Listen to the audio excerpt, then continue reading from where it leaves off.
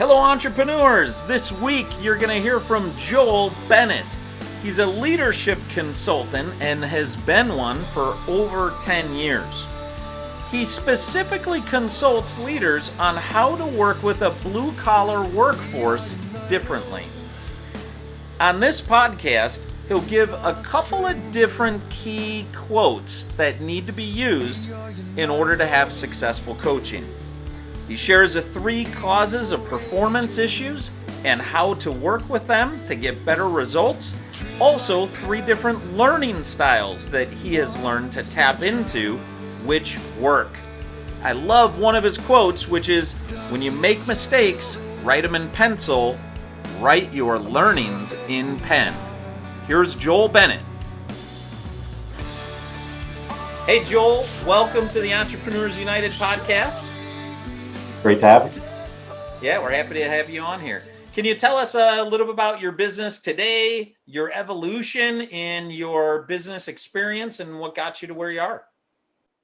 Yeah, currently I'm the owner and lead consultant for Veel Hoeden Consulting. We're a leadership practice that works with the blue collar industry, blue collar leaders, and we really focus on trying to transform those leaders so that they can get more results out of their team, but actually sustain engagement and really develop their leadership skills in a way that will help them proceed in their career as well. That's been our focus here for a number of years, but we've really seen some growth, especially the way the economy's been, even in the midst of COVID. Manufacturing, construction, service industry, at least field service industry, has been really cooking. So it's been great to work with a number of companies as they grow and develop. Yeah, thanks for that. I'm curious on the blue collar leaders part. Are they leaders who lead those who do blue collar work, or are they leaders who are blue collar themselves? Can you dig in a bit to what it is you do there? Yeah, sure, Rich. It's actually both. What we find in the industry is many of the frontline supervisors, people that are kind of the first level of management, were promoted into those roles because they were the best at what they did. They were a great welder, so now they're the welding lead. Or maybe they were the best framer on a construction crew, so now they manage the crew. The problem with that is those specialist skills obviously transfer over just to leadership.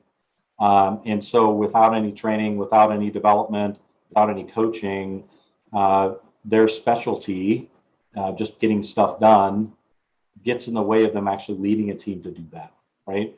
And so we quite often will work with those frontline supervisors first so that we can skill them up to be able to become the leaders that can move their team forward, get higher performance.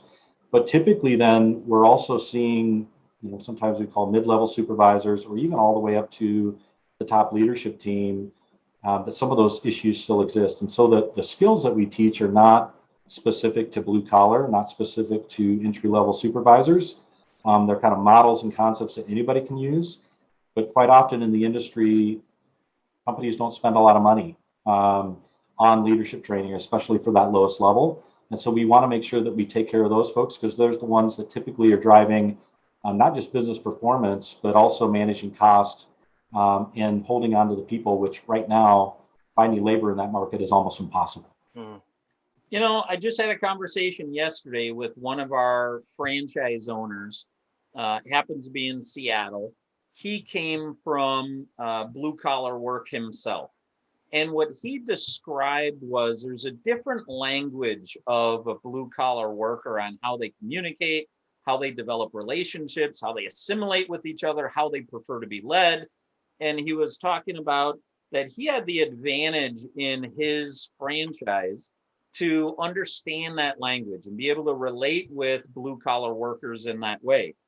I'm curious, for people who are white collar, who own a business, who've never done blue collar work themselves, what advice would you have for them on how to relate with blue collar workers and lead them?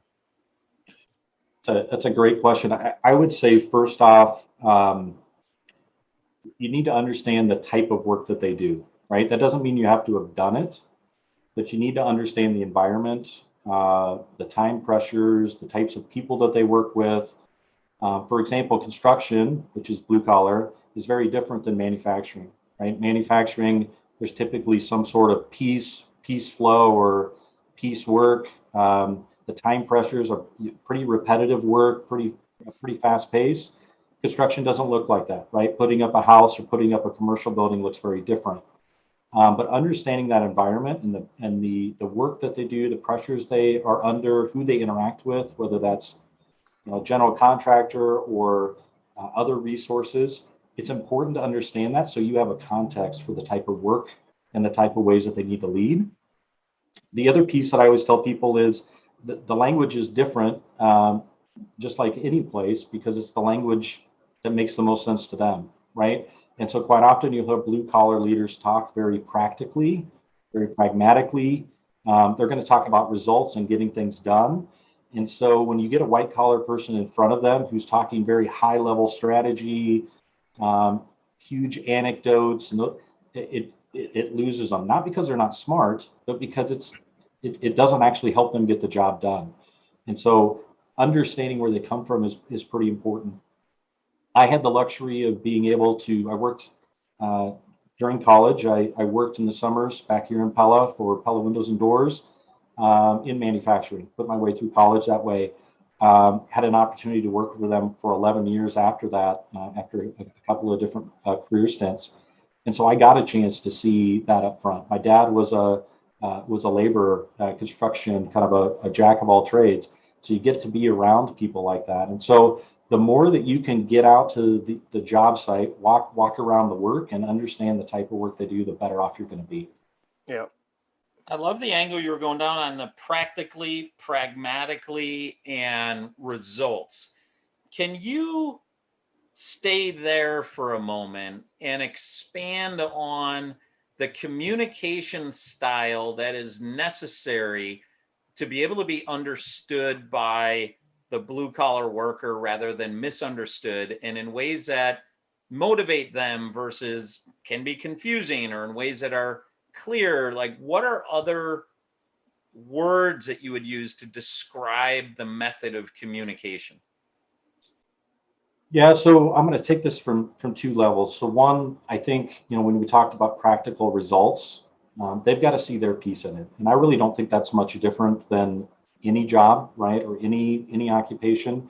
If I don't understand what you expect from me, how this fits into the bigger picture, or how it fits into my goals or objectives, the communication is going to be lost. So one is just getting really clear on what does this mean to them? What's the why behind it? What happens if they don't do it well? And what does happen if they knock the ball out of the park? So that's one. The other piece, though, that we teach through some of our programs is that everybody has a little bit different communication style. We utilize the DISC assessment. There are a number of different assessments or tools out there that people can use.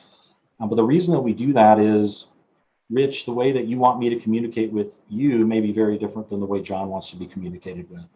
Very different than the way I need to be communicated with, for us to be successful. And so being able to adapt my style, if I know Rich well and Rich really likes things in a kind of a to-do list, bullet pointed piece, this is not the time for me to wax poetic about something and talk about my weekend and everything else. I need to give him what he needs to be successful.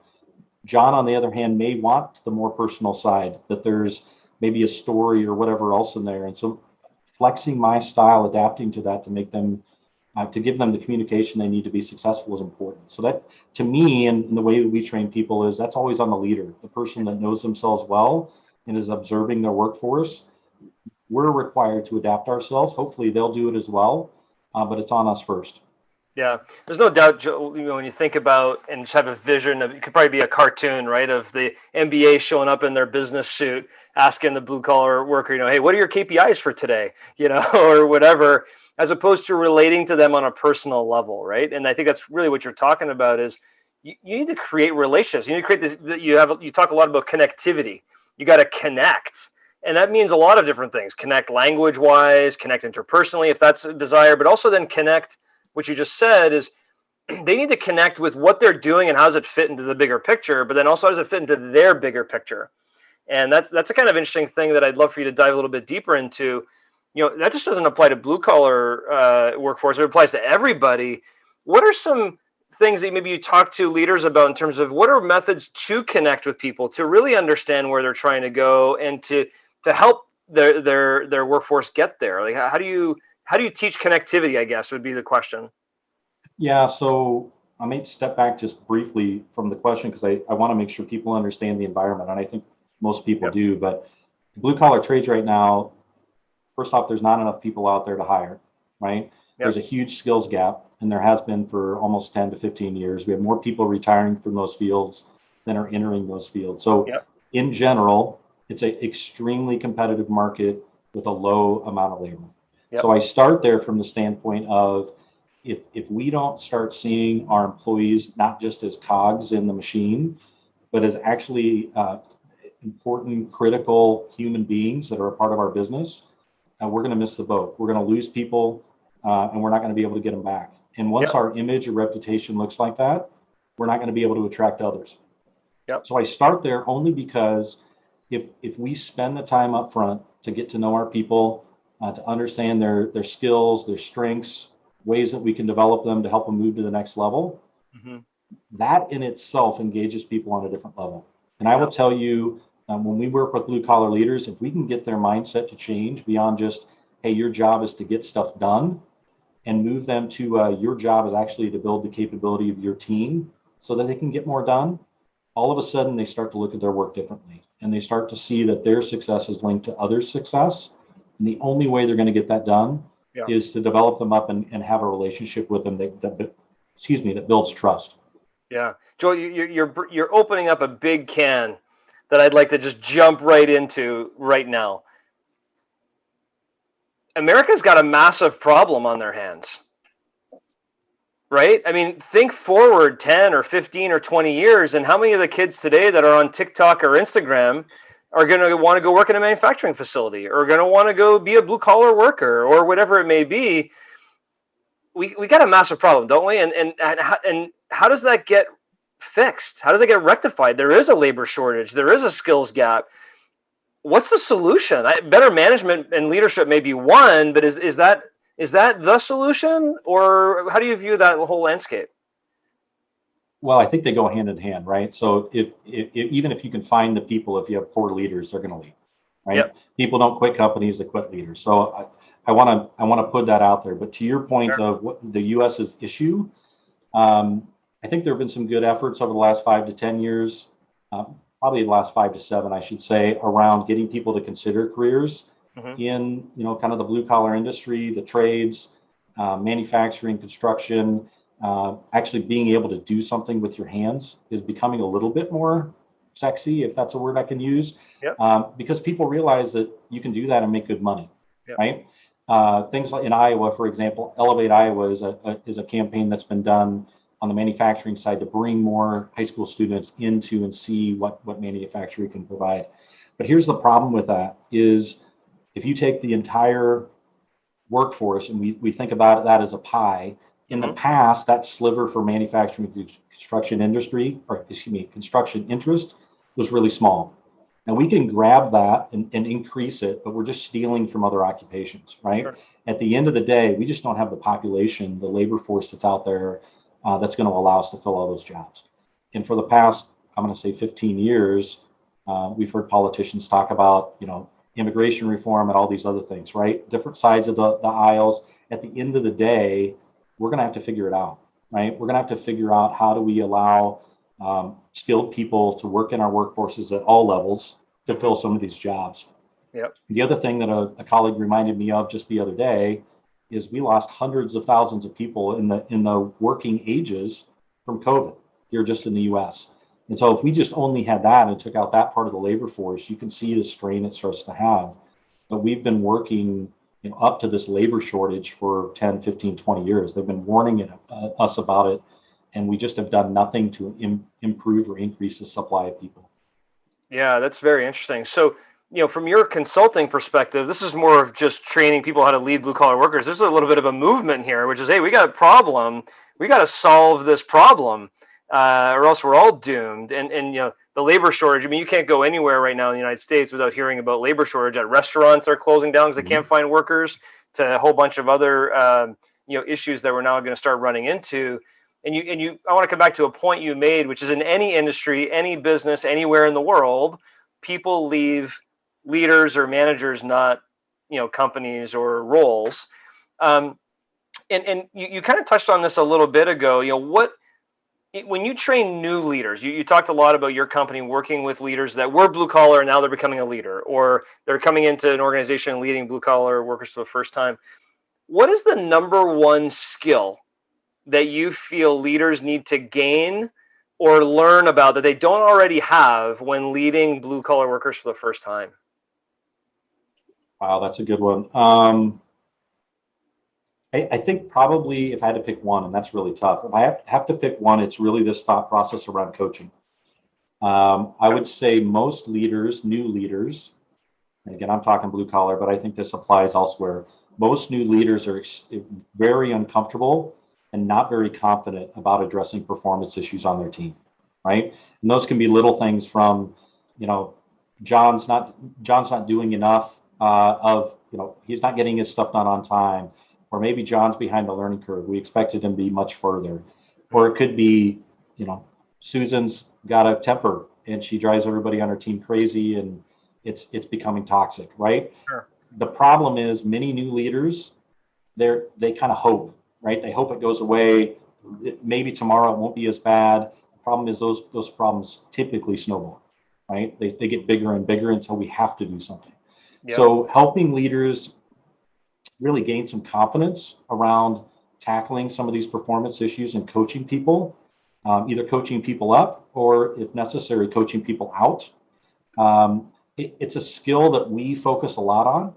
We measure leader confidence within our programs from the beginning of the program to the end. And typically what we see with people is they may have some confidence, or at least report some confidence at the beginning. And about halfway through the program, when we take the survey again, their confidence levels have gone down, which doesn't sound like a great metric for a guy who's supposed to be getting results. But if I ask them to a person, they'll say, I didn't realize leadership was so hard. Yeah. Right. And so I'm not confident as I was before, because I realized there's a lot more that I wasn't doing. Yeah. And so by the end of the program, we've got somebody that's rating themselves a 7, 8, 9, 10 out of 10. It's because now they know what it takes to be a good leader, and they've been putting it into practice. So that coaching thought process is huge, because you can't just be great at what they're doing, right? A lot of these, like I said, the welder who is really great welder, sure, you could go down and show them how good of a welder you are. It doesn't change their situation. What changes their situation is for you to coach, mentor, and move them to the next level so they can do it on their own. Yeah. Rich, that reminds me of kind of like the learning curve, right? That we've always talked about, which is, somebody gets an opportunity to be promoted to be the leader of the group, and they're, they don't know what that means, but it means more money and more responsibility, and so they have this high level of excitement about what they're going to do, but they don't really know what it means yet. And then they get into the trenches and start realizing they actually got to go to the person they used to have lunch with at the picnic table and tell them they're not performing appropriately. And that's a very difficult conversation. So trying to coach them up or down. Just to dive one more second into that, and then we can go in different directions. But if that's the issue, if the issue is coaching them up or down, which is really a little bit, from what I'm understanding, conflict avoidance to a certain degree, they don't know how to handle this conflict situation with this worker. How do you help them overcome that? Yeah, so we use a simple phrase that we want people to use every time they provide performance feedback, every time they provide coaching on something critical. And that is, I want to see you be successful. And then that ends up, after that, it's the so. Like, Rich, I want to see you be successful. So here's what I'm seeing in your work that right now is getting in the way of your success, right? Sometimes that can just be the way he's doing something, right? The piecework, the way he's interacting with coworkers. Other times it's around his attitude. And so it's Rich, here's how you see the world. And you come from a very negative perspective, and because of that, you're not seeing the opportunities that are being laid in front of you. So for you to be successful, and I want you to be successful, here's the way I need you to frame your work from here on out. And if you start from, I want you to be successful, two things happen. One, they take the feedback differently, because they realize it's not about you being right, it's about them being better. And the second piece is for the leader and their confidence.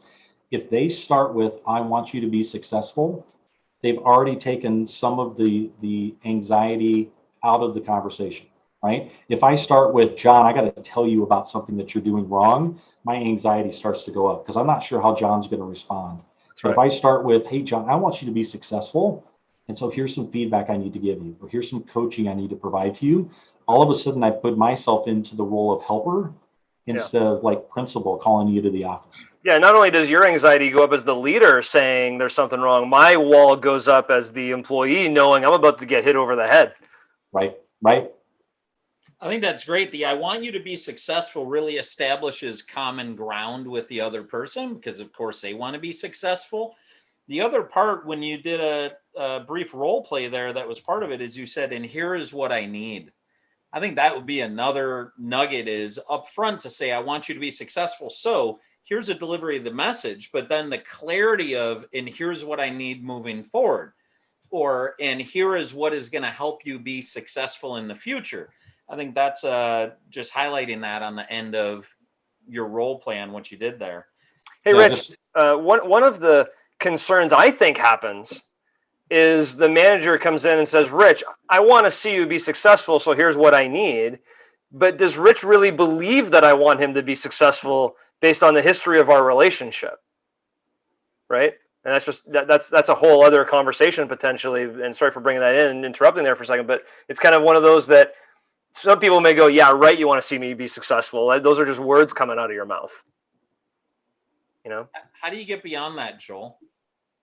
Well, it starts before the conversation happens, right? If I don't have a good relationship with you, if I don't know you, when I say beyond work, I don't mean that we're out having beers or going to the races together or whatever. I'm just talking about, do I know anything about you, right? Am I paying attention to the things you do well or not do well? Am I trying to build trust in the little things before I have to build trust in the big things? So if you're not putting your work in prior to that first conversation, you're already off on the wrong foot.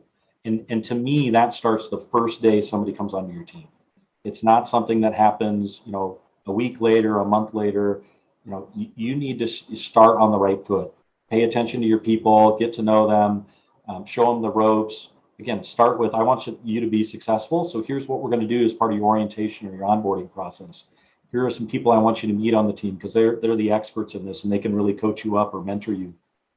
I start there, then when I come in later and say, Rich, I'm noticing an issue and I want you to be successful. So let's talk about how we remedy that so that you can get back where you need to be. Thanks for that. When you talked about coaching was the number one thing, I'm curious if you could give our listeners a sample of if they were to contact you after listening to this and say, hey, Joel, you said the coaching thing, work with me on coaching. What's your model? Can you tell us about some elements of it so that we can provide value to our listeners, but also it's a sample of the type of work that you would do with them? What is the coaching model you go by and the elements of it? Yeah, so I'll give you a simple piece of this. It's typically very impactful for the groups that we work with. So whenever there's a performance issue, regardless of what that is, whether that's specific to job performance, it's absenteeism, it's whatever, right? There are really only three causes of performance issues.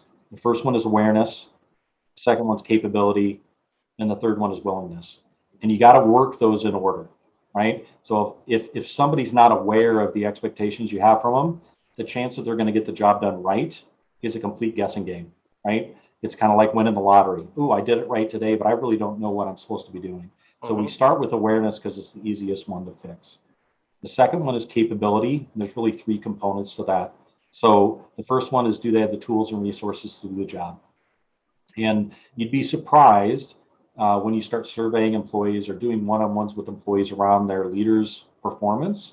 They will tell you, I don't have what it takes to do the job. And sometimes that's physically tools. It's a wrench, it's a hammer, it's the right technology.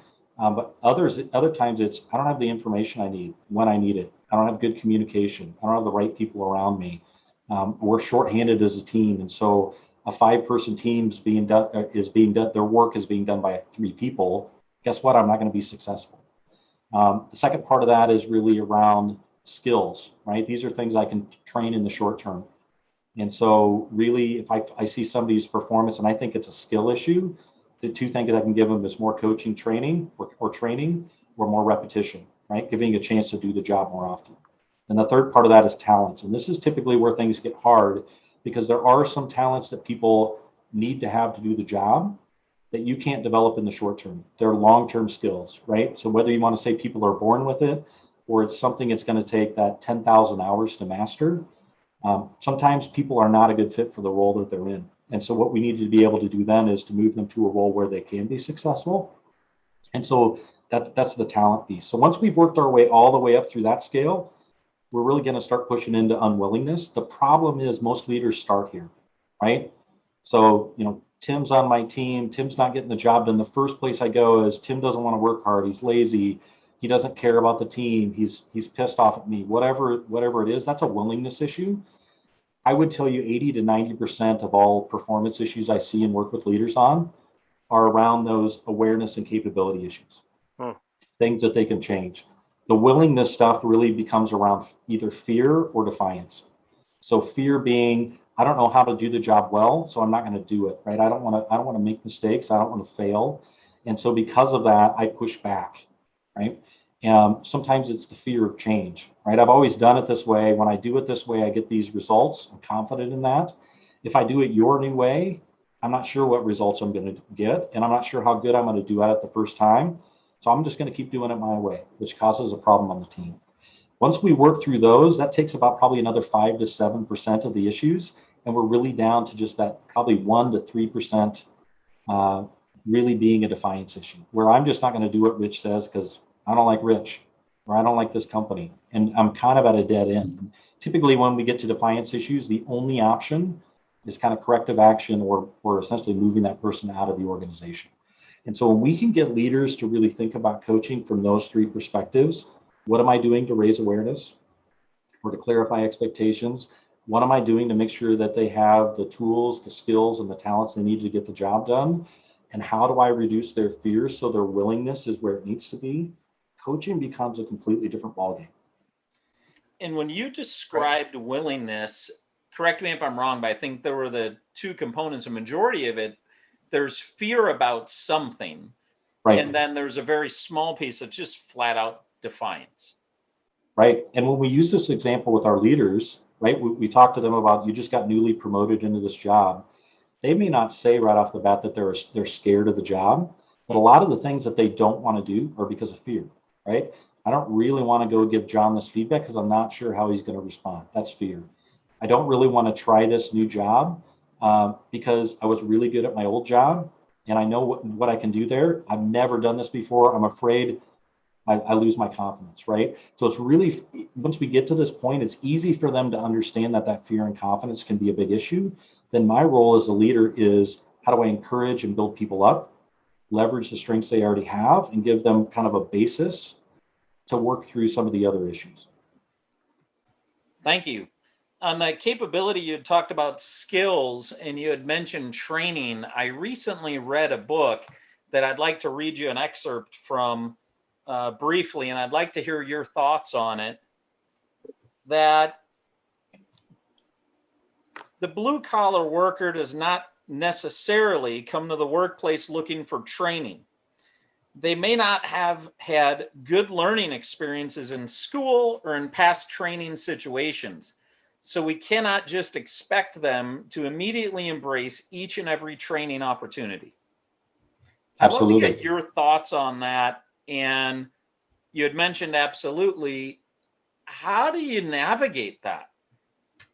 Yeah, so we actually spend a fair amount of time in our sessions about this. So most people put in a position of leadership that have to train or mentor other people fall back on the experiences they've had.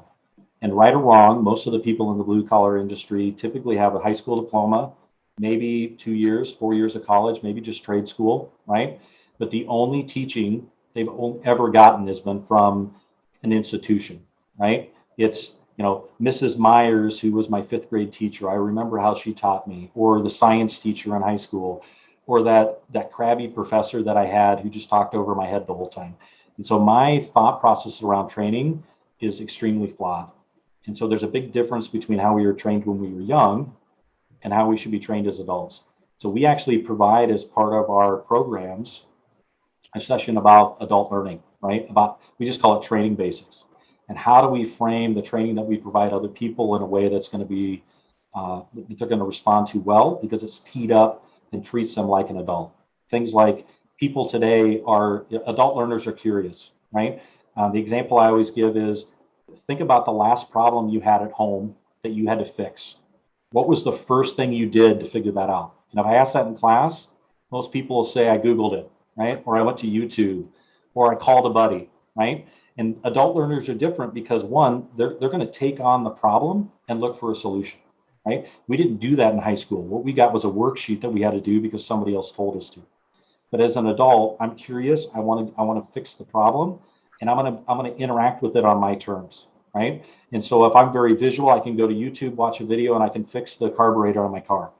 I want to learn to play guitar, I can take a master class online, and I can do it right there with somebody else. Yep. So we have to help people understand that training looks different than they think it does.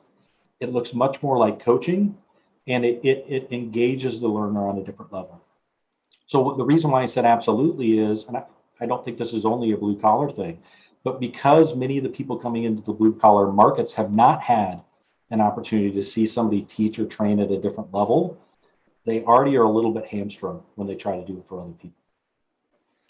When you had said they fall back on the experiences that they had, and you were referencing blue collar worker and their experience with training or classroom or education, I'm curious now from a leader standpoint. I'm going to rely on the past experiences I have had. And my past experiences included very different things from some of the blue collar workers that I'm commissioned to lead. How do I bridge the gap between my experiences are very different than what theirs are, but I want to relate, I want to assimilate, I want to be similar. We're not as similar as I'd like to be. How do I bridge that gap? Yeah. I've said in some of my coaching sessions before that in many ways, the way that we lead is determined by the best leader we've ever had, right? And so if I had a really great leader who coached well, that built relationships, that built trust, that kind of walked alongside me every part of the journey and cheered my successes and helped me learn through some of my failures, I'm going to do that with other people, right? Unfortunately, not everybody's been blessed with that kind of a leader. And so sometimes I'll find in my classes or in the coaching sessions that people will say, I had a really horrible leader, and so I essentially did everything that they didn't, right? They were a jerk. They didn't care about me. So I'm not going to be a jerk, right? I'm going to spend time with my people. I'm going to ask questions of them and let them ask questions of me. I'll make myself available, right? And so, that can happen, but truthfully, it's a special type of person that makes that jump. And so quite often what we have to do is to help people understand, hey, let's look at that leader that you've had in the past. What were the things that you felt like they did well? Let's kind of distill those down. And what are the things that you felt like didn't work for you? So what's your plan to do something different, right? What are you going to commit to as a leader that's going to put you above the best leader you've ever had, even if they were not a good leader, right? And if you had a really good leader, what are the things that you can emulate or model for other people that you learn from them? And is that suggestion relative to your conversation with the leader? Or do you also recommend having that conversation with the learner on what are the characteristics of the best leader who you've ever had? Yeah, I think it can be powerful if you can go to that second level. Sometimes what I'll ask people to do is when a new person comes onto their team in the first week, maybe the first 2 weeks, is to ask them the question, how do you best want to be managed, right? Because people have an understanding, right? Some people are not, this is going to be a new trade for them. It's going to be a new role for them. And they're going to expect you to touch base with them quite often. I've heard people say that, the millennials and Gen Y, Gen Z, that they like a lot of feedback very quickly. And sometimes they get a bad rep for that. But if you know that as a leader, right? And that they're going to want you to touch base with them pretty often. Pretty easy to manage that way, right? Or at least set their expectations that, my calendar, my meeting schedule, everything else doesn't allow me to be out with you every day. But if you need me, give me a call, send me a text, whatever, right? Open those avenues. So if you can ask that question early, it also sets you up for success as the leader, because you know exactly what they need from you and what their expectations for you are as a leader. Yeah.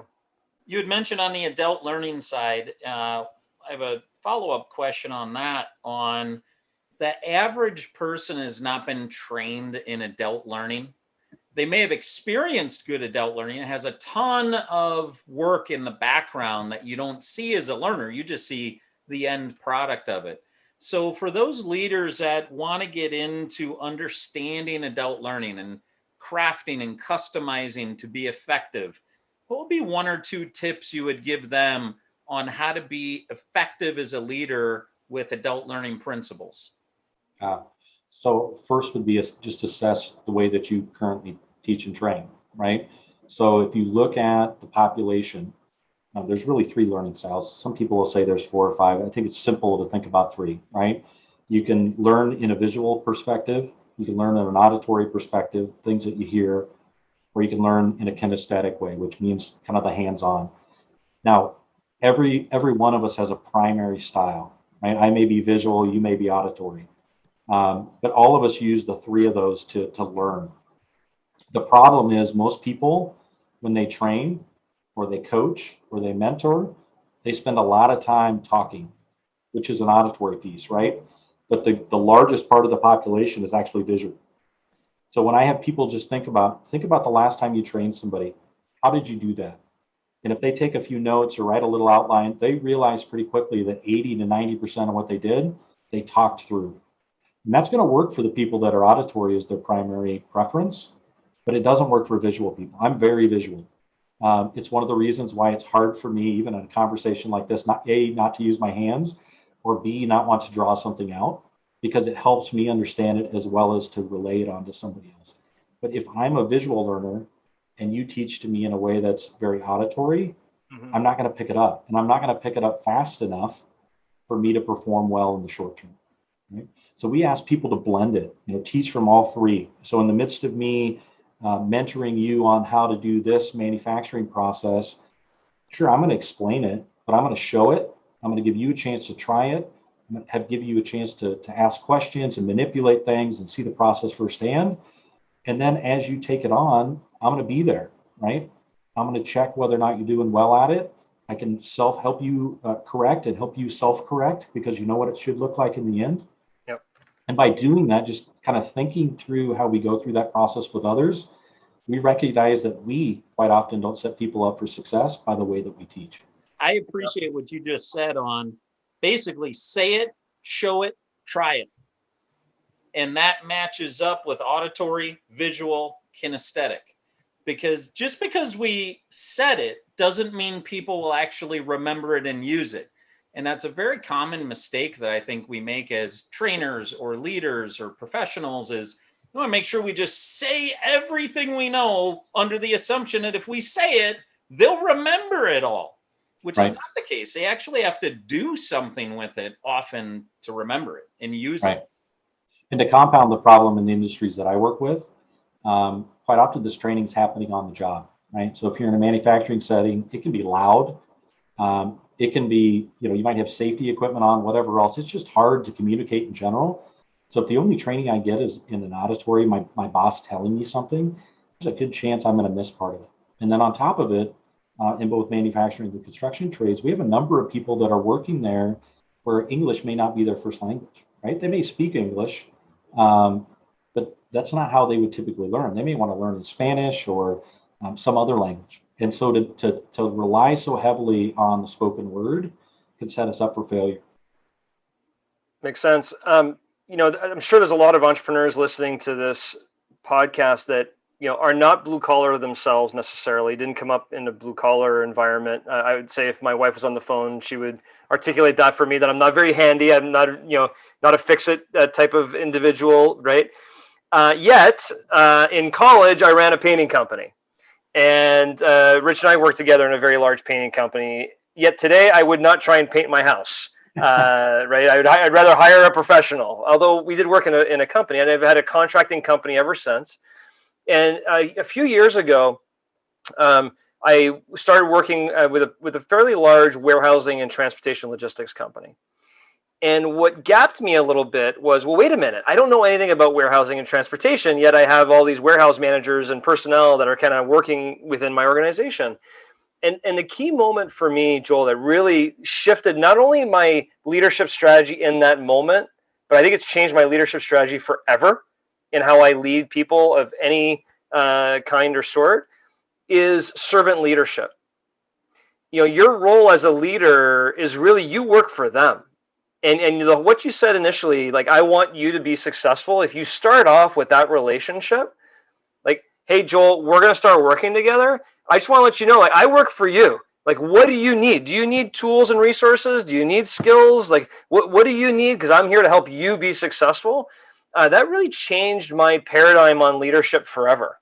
And now, even if sometimes I know the answer, or I'm in a coaching situation, like you said, I always revert back to, what can I do to help you? And it really flipped my leadership style in a grandiose way in terms of how I used to lead, which was like, okay, go do this, go do that, more authoritarian in terms of directing people what to do. And I saw the response from people completely shift, and I could see that being, it worked for me in that environment. I could see that being something that probably would connect with a lot of entrepreneurs you work with when they're working in this environment. Is that fair? Do you see that? No, I totally believe. I mean, you're spot on with everything you just said. So we talked about that model of awareness, capability, and willingness. And the other little wrinkle that we always throw in there is, when we talk about awareness and capability, that almost solely, if not up like 50% of it, is going to rest on the leader's shoulders. Yeah. Right. And so to serve them well, I need to be thinking about, how do I make myself clear and what's expected of them, and how do I build their capability every day? Yeah. And quite often, even when I go into companies and they say, hey, Joel, come in, we want you to train our first level leaders, I'll ask questions like, so in the typical day, what do you expect them to get done? Yeah. And they'll come through, they'll kind of work out this to-do list, and I'll read through it and I'll say, where in this are they developing the capabilities of the team? And then they'll look at the list and realize, well, that's not necessarily something we've ever told we expect of them. Yep. Right? And it's not even something we talk about. The problem is, it's the thing that we get most frustrated with as organizations is, hey, you're not doing a good enough job with your team. Yep. But I haven't given you any time to actually focus there. So to your point of being able to have a conversation on not just how I want you to be successful, but how can I help? It just flips that mindset from the I need to do to the fact that I need to assist. I need to grow them. Yeah, exactly. And I felt like, if you visualize the org chart flipped upside down, it kind of is, hey, I work for you. If I have 5 people reporting to me, like, I work for you 5. What do you guys need to do your objective? It really worked for me. So love that. Love the way you broke that down. And when you went through the performance issues, awareness, capability, and willingness, I love the way you explained that, because most managers automatically assume they're just not willing to do it. They're just being bad. I'm going to let them go. But they really don't dive deep enough into the, what is really the root cause issue here that's going on. And a lot of times they need someone else to help them do it, because they're whether it be somebody from the external side or somebody even within the company to help them diagnose what's going on here. Right. And they can get pretty strained. So anyway, different subject altogether. I saw on your LinkedIn page 6 value statements. Can you talk to me a little bit about what those are and what those mean to you? Yeah, so this was an exercise that a kind of a mentor and friend took me through a few years ago. And I've heard people talk about personal mission statements or purpose statements, and I think those can be helpful. But I think at a certain point in your business and your career, you need to be able to step back and say, what are the things that I value? What are the things that I want to have as part of my day? In the way that I show up, the way that I interact with people. And so when I went through that exercise, people that know me well realize I've got a pretty strong sense of humor. I like laughter. I like to get people smiling. And so, one of my values is stay light. And stay light really is about in situations, it's not about increasing the tension. It's about reducing the tension, right? Yep. It's about inviting people in instead of pushing people out. And so staying light just to me means I'm going to look for every opportunity I can to either improve somebody's day, encourage them, get a smile, help them feel wanted, cared about, those types of things. And once I started to distill down what kind of makes me tick and what I want to bring to my business, it changed the way that it changed even the way that I targeted customers, right? Early on in business, you want to take any business that you can get. Sure. But then you realize that there are some customers, truthfully, that you don't really like. Correct. That don't get it, that don't, you ask them to do things, they don't do it. And at a certain point, when I started going through my values, I would take some of my potential customers and prospects through that lens. Like, is this a company, not only do I feel like it could help, but will allow me to do the things I do best and the things that I value most to assist them. Yep. I'm curious, Awesome. One of your 6 value statements is speak truth. That's one that sometimes can get us in hot water as leaders if we're not speaking truth with compassion, or if we're speaking truth with people who don't particularly want the truth, want to continue doing what they're doing. Do you have an example of where you spoke truth and it ran up against some resistance, and what the ultimate value of truth became in that relationship or that example? Yeah. So I got a couple examples going through my head, but I'll pick one that's somewhat recent. So I trained a company in the kind of the field service industry, telecommunications, and had 2 cohorts of folks, one in the morning, one essentially later in the day. And I remember in those 2 groups of people, I had one guy in the class that I could tell just wasn't there. And I don't mean that like in a mental way, but he didn't want to be there. He mentally didn't want to be there, physically didn't want to be there. He loved to jump into the conversation and say the smart, funny thing or derail other people or whatever else, kind of the kid that's too cool for school. And that happens, right? As a facilitator, you get used to it.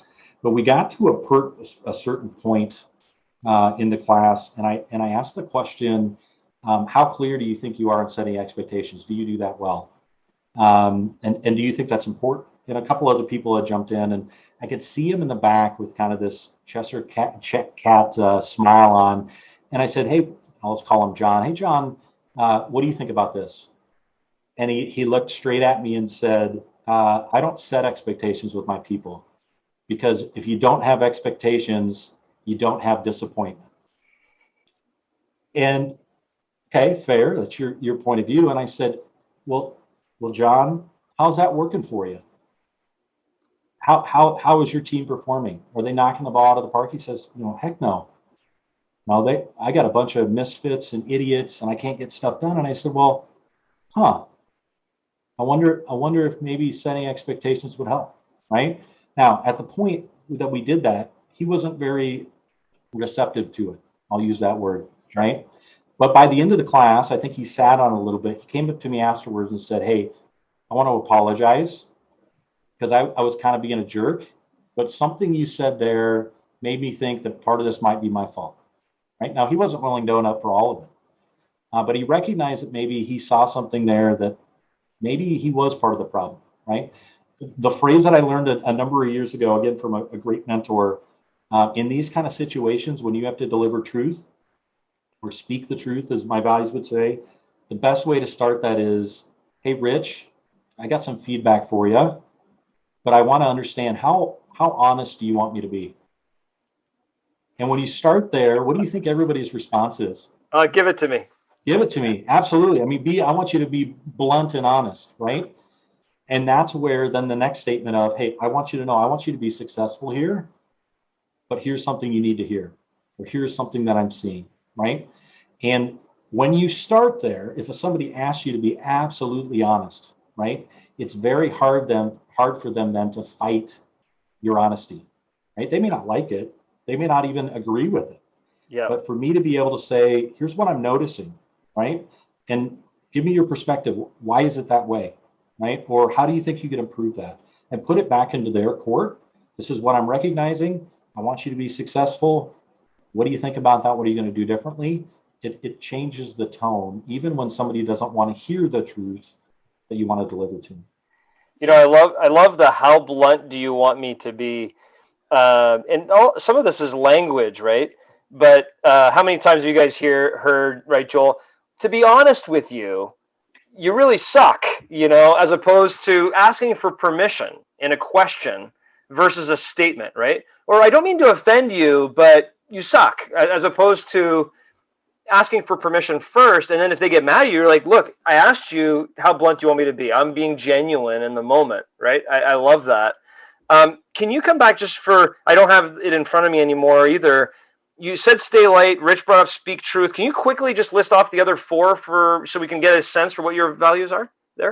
You're going to put me on the spot. Rich, do you have them there? Yeah, let me give them to you real quick. You've got help first, speak truth, be practical, stay light, encourage growth, and deliver on commitments. Yeah, awesome. So one of the things that, John, I think will tie back to a comment you made earlier is the help first, right? Yep. So if I'm from that mindset, that first time I met you guys, if I go into this and say, how can I help you first, right? Before I even ask for anything for me, it changes the relationship, right? Yep. And so when I go into a customer, before I start talking about a proposal, before I start talking about dollars and cents or any of that, my first question always is, how do you think I can help? Right? What do you need assistance with?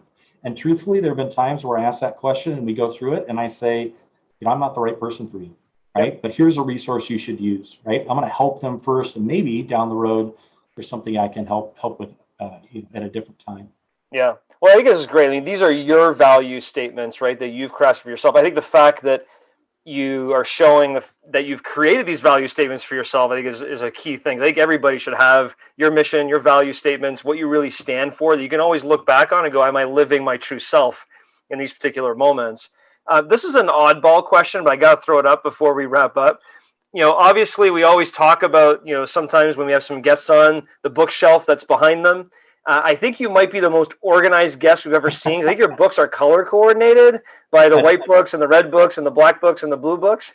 But do you have a favorite book that you have on that bookshelf behind you that you would encourage entrepreneurs to listen to or leaders to listen to or to watch? So this is hard. So the reason why there's so many books back there, I am an avid reader, and the reason why they're in color coded order probably is a slight bit of OCD.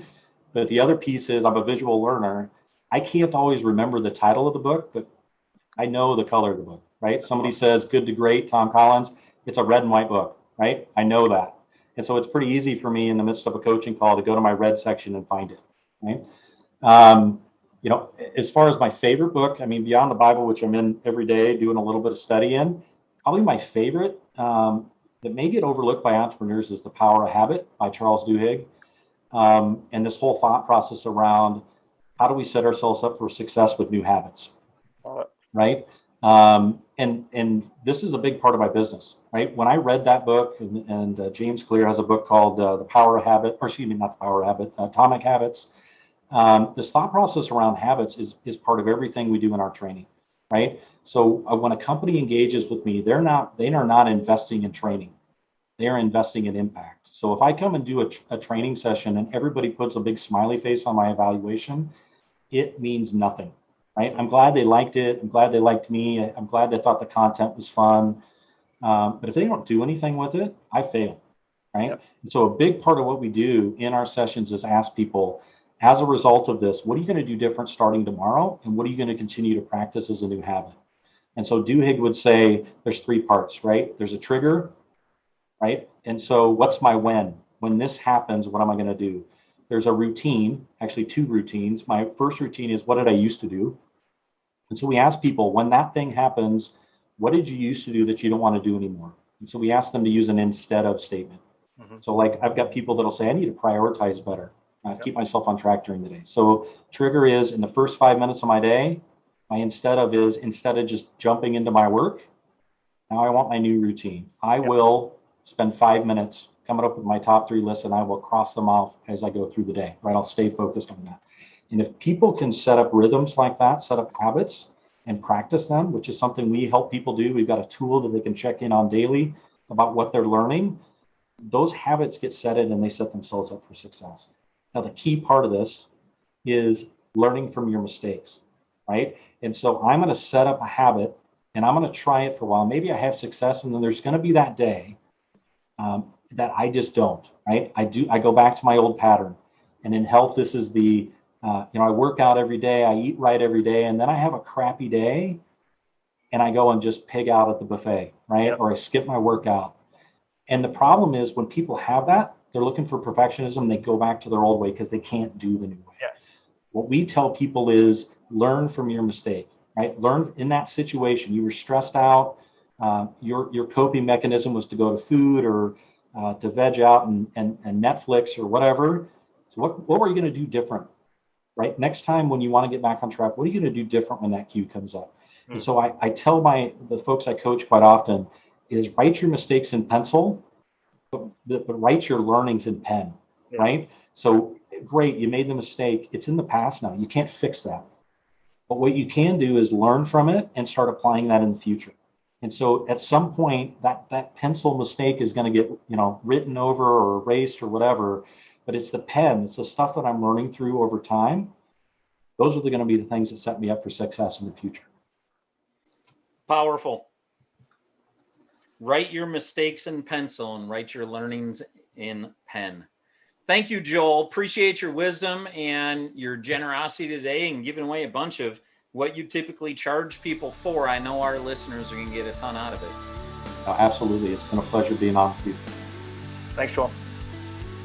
Please stick around for a few more minutes while Rich and I break down this episode. John, one of the things I thought of, he was talking about that story about expectations and the guy in the back of the room that was smiling. And he said, I don't have any expectations for my people. That way I won't be disappointed. Yeah. It made me think of, I think on Facebook, I saw something at one point that said expectations minus reality equals happiness. Like that's your level of happiness. So if your expectations are really high, and reality is lower, you'll be disappointed. But if your expectations are lower and your reality is higher than that, you'll have a higher level of happiness. So it's interesting in the gentleman who was avoiding expectations to avoid disappointment. That would be really smart if the goal was have a life that has no disappointment in it. But I'm pretty sure that person who was in Joel's class probably wanted to drive performance or be a leader or be a mentor or get revenue. It wasn't avoid disappointment, but it's a very easy thing for us to fall into is go, I don't want to have a cruddy day. I don't want to be disappointed. So I think I'm going to just lower the bar. I'm not going to have that conflict. I'm not going to set that expectation. I'm not going to put the forethought in. I just don't want to do it today. Yeah. This may play into a bigger conversation about how people perceive conflict, how people perceive failure, how people perceive expectations versus reality, and the fear associated with those items, right? And in the grand scheme of things, life is full of challenges. We should be embracing them and welcoming them and loving them because they give you different opportunities to learn, to meet people, to challenge yourself, to all those kinds of things. Whereas I think that there's a strong subset of the population, whether it be part of their upbringing, part of their learnings the hard way, that have impacted them in such a way that they don't want challenges, right? They want things to just kind of go okay every day and go home and start the next day. And I think those who are successful as entrepreneurs face challenges. I was talking to an entrepreneur today who's been working on this business opportunity, Rich, for like 5 years now. The same opportunity, not a different opportunity, the same opportunity. And I've talked to him multiple times in those 5 years. He was okay, I think I got it now. I think I got this whole thing figured out. And then it didn't work. And then he's okay, now I think I got this whole thing figured out. And he called me today and he thinks he's got it figured out. And I said, wow, I was like, this thing has taken some turns over the last 5 years, right, to get to this point. And he was somewhat embarrassed with that. He said, yeah, I know. Like sometimes I feel silly because I'm calling people back that I'm working with, and And they must be thinking I'm crazy because every time I'm coming to them, the model's changed a little bit, and it's been 5 years. I haven't kicked this off. And I said, no, it'd be different if you were calling me about a different opportunity every year, every time for the next 5 years. But this is the same one you've been working on. This is persistence. This is you going through your challenges and embracing them until you find the sweet spot of how you're going to get there. So I guess my point to this whole thing is way too many times as leaders or entrepreneurs, we don't want conflict. We don't want challenges. So let's set the bar low. So it doesn't matter if we hit it or not, but that's not how you can achieve success. You have to challenge yourself to embrace that difference between expectations and reality. It's easier if you don't dive into it, if you don't handle it. And if the goal were easier, then we shouldn't do it. But I'm pretty sure that's not the goal. That's right. I want to key in on the 3 causes of performance issues. Yeah, I love those. Said awareness, capability, and willingness. Awareness is like, do you know what you're supposed to be doing? Because if you didn't even know, then, hey, here I am to tell you, you need to be doing that. But if you're aware, then it's like, are you able? Can you do that? And if not, what's lacking? And then that last piece being willingness. And he said, often as leaders, we're tempted to start there. And you even emphasize that during the podcast. Mm-hmm. It made me think of the fundamental attribution error. And I think we do that when looking at performance issues.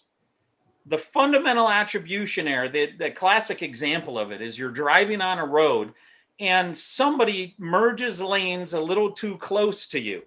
Yep. And you lay on the horn and you go, boy, that person, they're rude and they're disrespectful and they're selfish. Like they just think they own the road. And what you're doing is you're attributing like values to what's happening with them. Now, reverse the situation. You are now driving, you merge, you're a little too close to the person behind you wails on the horn. Yeah. And you're like, oh man, come on. Don't you know, like the situation that I'm in a hurry. I was supposed to be home like 20 minutes ago to see my kids sport. Like I don't normally do this. I'm a good guy. My values are high. It's just this situation. So when we look at that with other people, we immediately condemn to values and discard it situational. But when we apply it to ourselves, we go, oh, it's not a values problem. It's definitely situational because I'm a good person. I think we do that as leaders sometimes when we jump to willingness. And we go, there's a performance issue. You're not doing what you need to be doing. There's a values issue now. You don't want to do it. Yep. You're trying to sabotage things. Like we go through all these things and it's like, no, the reality is the person just wasn't aware that they were supposed to do it. Like you didn't do a good job of setting expectations or you didn't give them the right tools or skills. Fundamental attribution error. Wow. That's a mouthful and it's awesome. I love it because you're right. In management or leadership, or as you're driving your car and somebody does something to you unexpectedly, unintentionally, most likely, we make assumptions. Yeah. Assumptions are the mother of all blank, right? And in leadership and management, when you make an assumption, they know what they're supposed to be doing. They're supposed to be putting widgets together. They know what they're supposed to be doing. You know, they have the right tools. I did that job 10 years ago. I know exactly how this is supposed to work. And you make all these different assumptions.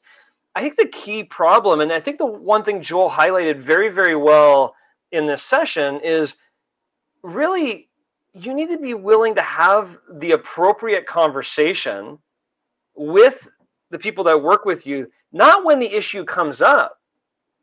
You need an appropriate conversation when you hire them, to let them know that your job is there to make them be successful. And if they don't know what they should be doing, or they don't have the right capabilities or tools, that they should come talk to you right away. And if you notice something's going on, I think you and I used to do this back in right out of college. When we had somebody that wasn't doing something right, we didn't necessarily go to awareness, though. We actually went to, are you not competent or are you not committed? Yeah, we went to skill or commitment. Right. Yeah, what is it? You're either you don't know what you're doing or you're not committed to doing it. Which one is it, Rich? And we would actually put people into a corner and have them say, well, I don't have the skills. Okay, well, then we're going to train you, right? that was kind of our methodology. What I love about this is awareness, capability, and willingness. One of the things that I would encourage doing with these three, if I was being coached by Joel and in this, maybe you even start off by communicating that to the employee and being very transparent with the language. In other words, hey, Rich, my job here is to make sure you're successful. At some point, we may have some challenges. You may have some challenges. I usually break down performance issues into 3 buckets: awareness, capability, and willingness. Let me explain to you what these 3 are. If ever you're stuck in a spot and you need some help, I may ask you, hey, Rich, are you not aware? Do you need some skills or training capability, or are you just not willing? Is there something going on? And we need to be able to have these frank conversations with each other if you're going to be successful and we're going to be successful together. If you have that conversation when you first start with somebody, that door is now wide open, trust-wise. I think that's powerful. Setting expectations on, here's how I coach. I don't want it to be a surprise. I don't want it to be misinterpreted. I'm on your side. I only want the best for you. I want you to win. Here's how I'm going to go about it if things aren't going in the direction I see that they could be going. And then ultimately, if there is training to be done, Joel keyed us in on the visual, auditory, and kinesthetic. And I love what he said then, and then I highlighted, was like, say it. Don't oversay it, but do say it. But then next, show it. Give somebody an opportunity to have reflective observation of what it is you're saying and how that works so they can see it. So you show it, and then have them try it out, preferably in a safe environment. Have active experimentation with what it is. And that then should set them up to go out and do that. I think that is a very simple and terrific training approach. Yeah, no doubt. And I think we should just end with this conversation. I mean, whether it's blue collar, white collar, it doesn't really matter. We're dealing with a pretty serious workforce issue right now in all trades, in all industries, everywhere. And this is probably not going to last a couple of months. We got a couple of years of work shortage issues. And if your company is going to lose key people that are high performers to other companies who are going to come headhunt your people because you're not listening to them and being a good coach to them and trying to help them be successful, shame on you. Because that's going to be the war that's going to start happening. There's going to be a talent war out there for talent, whether it be blue collar or white collar. And it's really important as entrepreneurs to really think through the conversations that you're having with your team to build those strong relationships. And hopefully it's not too late. And I'd say in the talent war, as you described it, the number one way to win is establish a culture that people want to be a part of, that they're proud when they go to Thanksgiving dinner with their family, that they're sitting around saying, can you believe what my company did for me? Can you believe how well they treat us? Can you believe that they allowed me to do this? Can you believe they taught me this skill in this way? Can you believe that they sent me on this trip? You want your people bragging about the culture that you've developed. The reason why that'll win the war is now all of a sudden they're going to go and recruit their friends, their neighbors or aunts or uncles or nieces or nephews. And they're going, wow, this is a great place to work. You want to work there. Yep.